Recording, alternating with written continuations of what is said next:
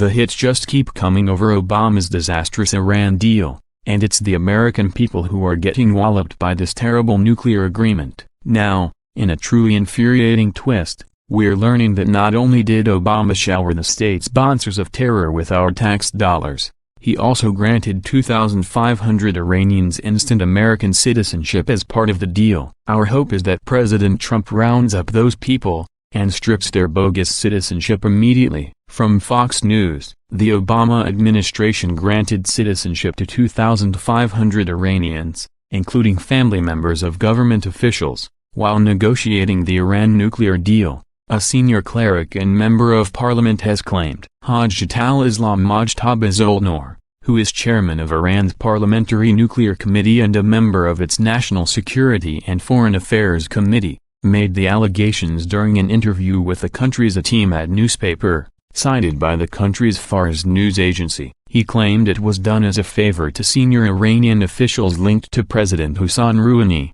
and he alleged the move sparked a competition among Iranian officials over whose children would benefit from the scheme. He claimed that the deal was made during negotiations for the Joint Comprehensive Plan of Action, JCPOA, which was reached in July 2015. President Trump announced in May that the U.S. would withdraw from the agreement, when Obama, during the negotiations about the JCPOA, decided to do a favor to these men. He granted citizenship to 2,500 Iranians, and some officials started a competition over whose children could be part of these 2,500 Iranians, he claimed. If today these Iranians get deported from America, it will become clear who is complicit and sells the national interest like he is selling candies to America. The conservative Zolnor, who is in Ayatollah Ali Khamenei's inner circle, added, "It should be stated exactly which children of which authorities live in the United States and have received citizenship or residency." He estimated that between 30 and 60 were studying in the U.S., while the rest of them were working in the country against our national interests. Though Zolnor did not mention anyone by name during the interview,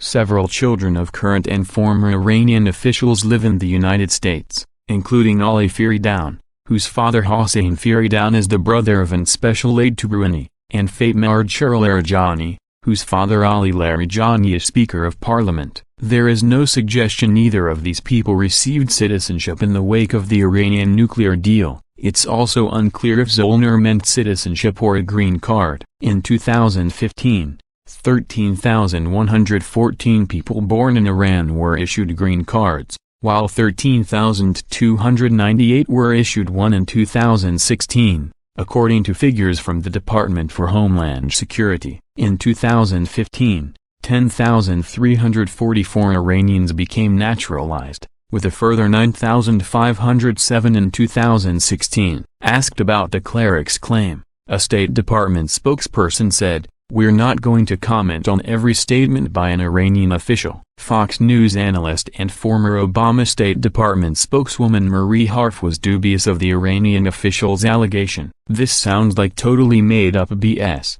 she said. The Department of Homeland Security declined to comment. A representative for Obama Homeland Security Secretary Jeh Johnson also could not be reached for comment. The cleric's claim could, in the U.S., fuel Republican complaints about the concessions made by the Obama administration during that period, including not just sanctions relief, but the $1.7 billion payment supposedly tied to a legal settlement that coincided with the 2016 release of American prisoners. And in Iran, they could fuel resentment toward Tehran's elite. Many ordinary Iranians are surprised and feel betrayed that children of the regime officials live and work in the U.S. Saeed Ghasseminjad, a research fellow at the Foundation for Defense of Democracies, a Washington-based research institute, told Fox News, "The regime officials chant death to America but send their children to the U.S., away from the hell they have created in Iran over the past 4 decades.